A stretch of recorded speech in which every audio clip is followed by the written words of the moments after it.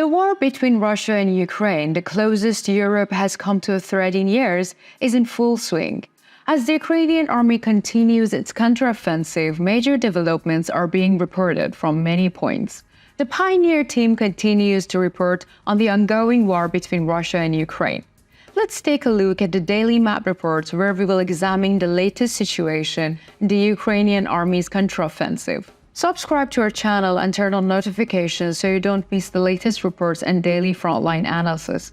You can also support our team by clicking the Super Thanks button below the video. Let's start today's report by analyzing the latest data on Bakhmut line. First of all, we think that it's important to recall a few details about Bakhmut's location. As you may recall, Bakhmut has been on the war agenda for a long time since the early days of the war between Russia and Ukraine. There are some reasons why Bakhmut, which is actually a small town, is important for both armies. As you can see on the map, the highways passing through Bakhmut extend all the way to Kiev, the capital of the Ukrainian states. Therefore, the protection of Bakhmut was of vital importance for Ukraine. Even though the Ukrainian army lost Bakhmut after prolonged fighting, it is closer than ever to liberating Bakhmut again. For the Bakhmut report, let's first look at the situation on the northern flanks from the direction of Berkhivka and Yahidny. Local sources report that the Ukrainian army has fully consolidated its control over the positions it has taken in the region. Looking at the latest situation, it can be said that the next goal of the Ukrainian troops on the northern flanks is to enter the centers of the town of Berkhivka and Yahidny. According to some sources, the fighting between two armies have almost reached the outskirts of two towns. Many experts consider the Ukrainian army's strategy since launching the counteroffensive to be the smart one. This tactic consists of softening up attacks behind the front line before the main offensive. It is undeniable that the Ukrainian artillery has been very successful during these attacks. According to the latest information from local sources, Ukrainian artillery attacks on the areas behind the positions of Yahidny and Berkhivka continue unabated. Strategic positions such as an ammunition depot and fuel depot belonging to the Russian army stationed here are of great importance for meeting the needs of Russian troops in Bakhmut days.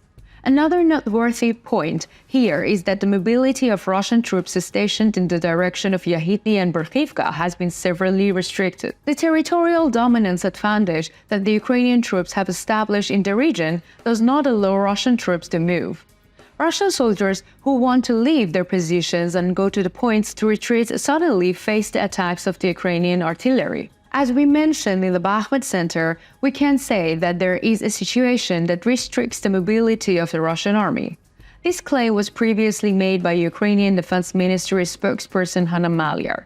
Ukrainian troops do not allow the Russian troops stationed in Bakhmut center to move between positions. The biggest advantage the Russian troops have here is the defense line built by the Ukrainian troops during the month-long siege. Russian troops are able to defend the city thanks to the defense lines left behind by Ukrainian army. However, this situation is about to come to an end. Bakhmut is closer than ever to being surrendered by the Ukrainian army.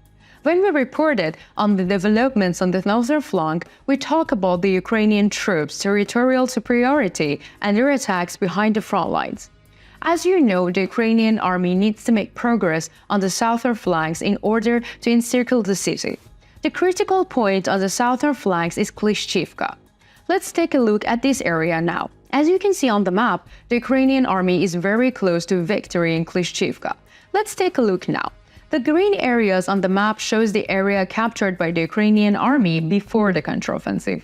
The blue areas are the areas liberated as part of the counteroffensive.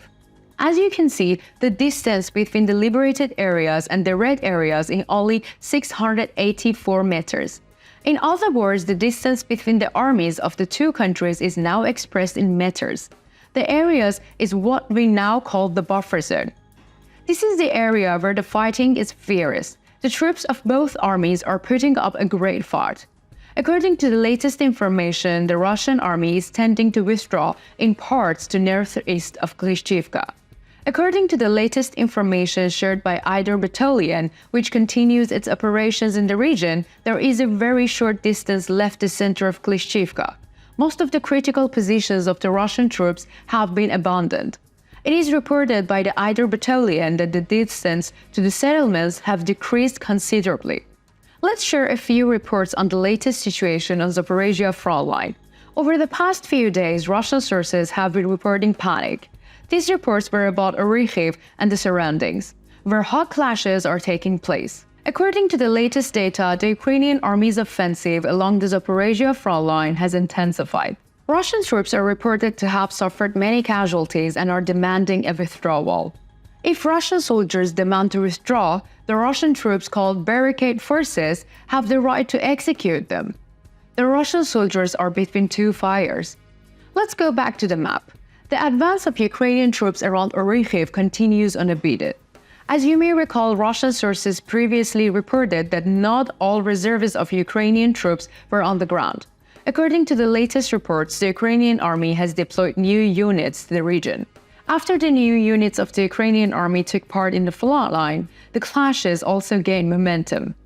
According to the latest information, Ukrainian troops continue their advance south of Orikhiv. It is reported that the clashes that have reached the outskirts of Robotyne has intensified. Looking at the current situation, it seems possible to say that Robotyne will come under Ukrainian control in a very short time. With the Ukrainian troops reaching Robotyne, we can state that a new era will begin on the Zaporizhzhia front line. In this way, the Ukrainian army will have gained an important forward movement base in the region. In this way, the Ukrainian army will find the ability to move faster in its operations in south. As you know, the main goal of the operations here is to reach Berdyansk and Mariupol. The forward offensive supported by the attacks behind the front line could lead to start the Mariupol and Berdyansk offensive sooner than expected. This would further accelerate the process of liberating Ukraine from occupation. What do you think? Do you think the Ukrainian army will succeed in the siege of Bakhmut? How do Russian President Vladimir Putin proceed in a scenario when Bakhmut is liberated by the Ukraine? To what extent would Russia's loss of Bakhmut change the balance of the power? Do you think the Ukrainian army will be able to reach the Sea of Azov?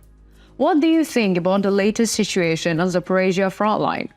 We care about your opinions. Please share them with us.